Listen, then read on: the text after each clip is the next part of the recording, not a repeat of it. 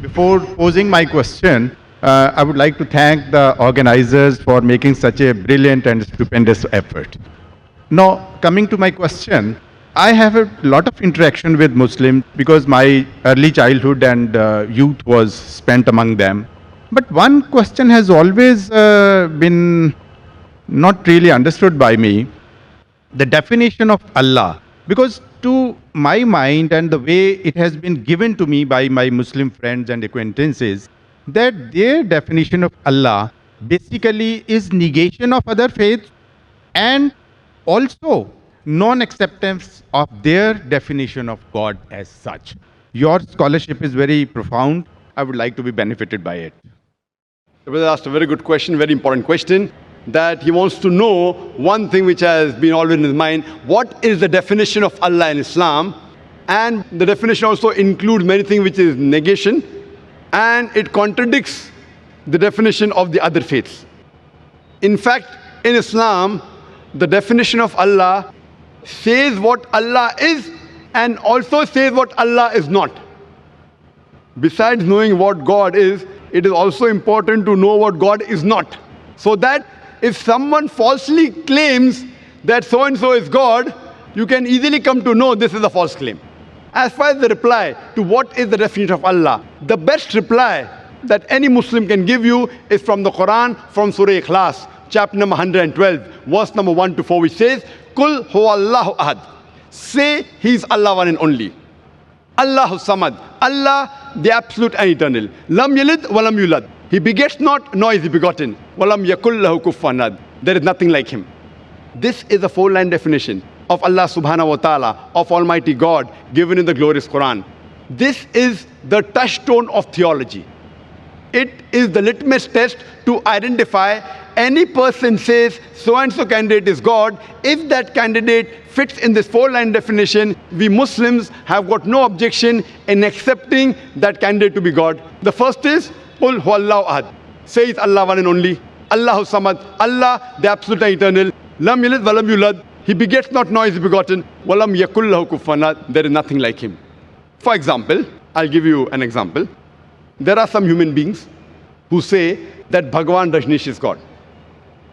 During question and answer time, there was a Hindu brother who told me that if Hindus don't consider him to be God, I never said that the Hindus call Bhagwan Rajneesh to be God. There are many human beings who claim Bhagwan Rajneesh is God. Now I will give you a sample.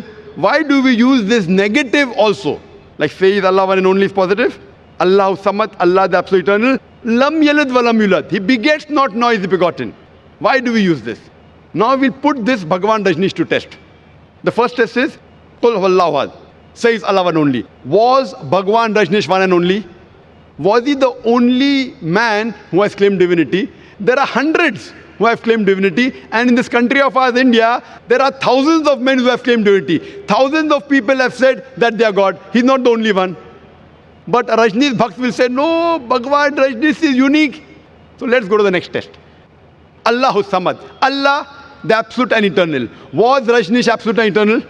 When we read his autobiography, we read there that Bhagwan Rajneesh, he was suffering from asthma, from diabetes mellitus, from chronic backache. Imagine Almighty God suffering from asthma, from diabetes mellitus, from chronic backache.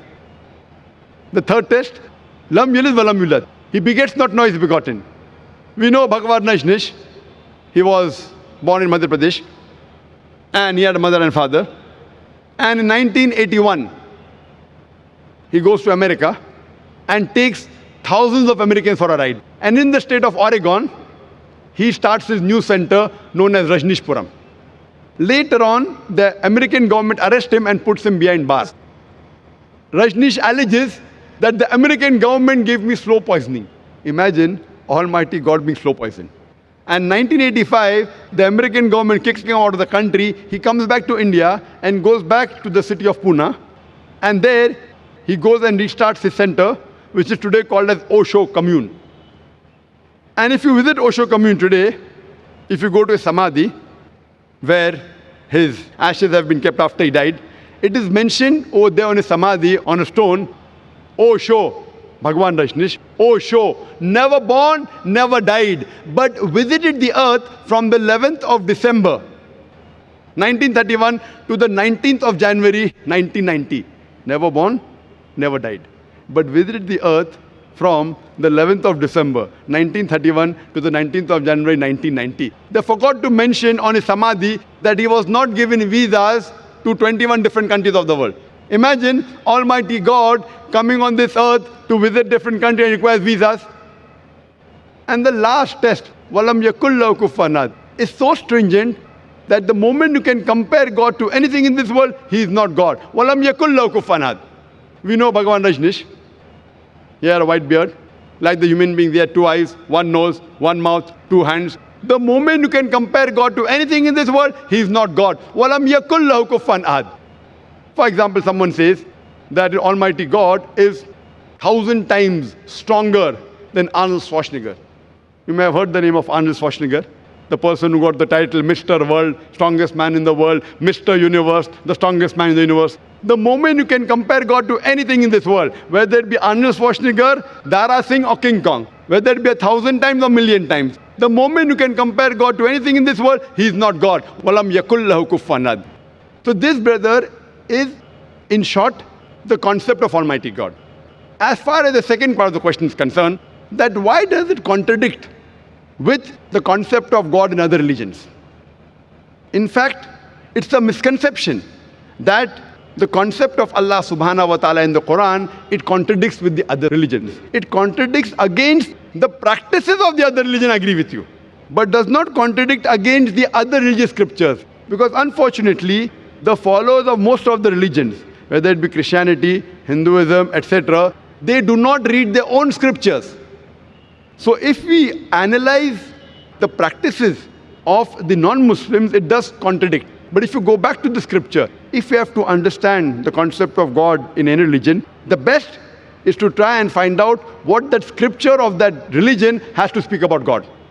Don't try and find out the concept of God by observing what the followers of the religions do. For example, if you want to know the concept of God in Sikhism, the best place you can go is Guru Granth Sahib, Adi Granth. If you read the first volume, first chapter, first verse of Guru Granth Sahib, it is known as Japuji. What does it say? Correct? Known as Japuji. It says that God is one. He is called the true. He is called as eternal. He is existent. He is compassionate. He is free from fear and want. And if you know, in Sikhism, Sikhism believes in one God. It does not believe in idol worship. It does not believe in Avatarvada. And in the manifest form, he is called as Ekomkara. And unmanifest form, he is called as Omkara. And if you read the scriptures of Sikhism, there are various attributes given to Almighty God. If you read the 6 scriptures, Almighty God, he is called as Satanama. He is called as holy name. He is called as Kartar, the creator. He is called as Rahim, merciful. He is called as Kareem, beneficent. He is also called as Vahe Guru, the one true God. So if you go back to the scripture, the concept of God in Sikhism and Islam is the same. Similarly, if you go to Hinduism, in Hinduism also, if you go back to the Hindu scriptures, it's clearly mentioned in the Upanishad, Chandogya Upanishad, chapter number 6, section number 2, verse number 1, Ekam Evidityam, God is only one without a second. It's mentioned in the Svetasastra Upanishad, chapter number 6, verse number 9, Nachasya Kasij, Janitana Chadipa. Of that God, there are no parents. He has got no superior. He has got no Lord. It's mentioned in Svetasastra Upanishad, chapter number 4, verse number 19, as well as Yajurved, chapter number 32, verse number 3, Na Trasya Pratima Asti. Of that God, there is no Pratima. Pratima in Sanskrit means, it means an image, a photograph, a painting, a picture, a portrait, an idol, a statue, a sculpture. So it says, Na Tasya Pratima Asti. Of that God, there is no image, there is no painting, there is no portrait, there is no photograph, no sculpture, no idol, no statue. But unfortunately, yet you find that Hindus are doing idol worship. Who's to blame? I'm quoting the Vedas. Vedas is the highest authority amongst all the Hindu scriptures. But yet you find that Hindus do idol worship. Why? Because the scholars of Hinduism, they tell that, see, Brother Zakir, you know, at the lower level, People don't understand, so for concentration we require the idol. When we reach a higher level of consciousness, then idol is not required. So I tell this Hindu Pandit, we Muslims have already reached the higher level of consciousness. It is the basis of Hinduism, basis of Vedas. But there are some sects in Hinduism, like Arya Samaj, which completely denounce idol worship. So similarly, if you go to Christianity, if you read the Christian scriptures again idol worship. Yet you find that the Catholics, they make an image of God and they say Jesus Christ, peace be upon Almighty God. So what we realize that if you go to the Christian scriptures, the Christianity and Islam, the teachings of Jesus Christ, peace be upon him, it is similar.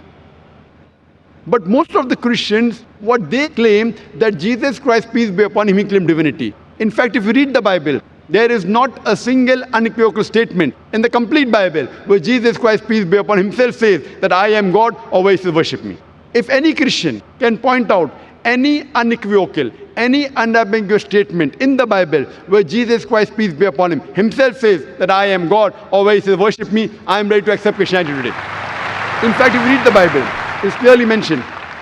It's mentioned in Gospel of John, chapter number 14, verse number 28. Jesus Christ, peace be upon him, said, my Father is greater than I. Gospel of John, chapter number 10, verse number 29. My Father is greater than all. Gospel of Matthew, chapter number 12, verse number 28. I cast out devils with the Spirit of God. Gospel of Luke, chapter number 11, verse number 20. I with the finger of God cast out devils. Gospel of John, chapter number 5, verse number 30. I can of my own self do nothing. As I hear, I judge, and my judgment is just. For I seek not my will, but the will of my Father. Anyone who says I seek not my will, the will of Almighty God, is a Muslim. So Jesus Christ, peace be upon him, he was a Muslim. He never claimed divinity. And it's clearly mentioned in the book of Acts, chapter number 2, verse number 22. Ye men of Israel, listen to this. Jesus of Nazareth, a man approved of God amongst you by wonders and miracles and signs which God did by him, and you were witness to it. A man approved of God amongst you by wonders and miracles and signs which God did by him, and you were witness to it. So if you read the Bible, even in Judaism and Christianity, they believe in one God who has got no images. It's clearly mentioned in the book of Deuteronomy, chapter number 5, verse number 7 to 9.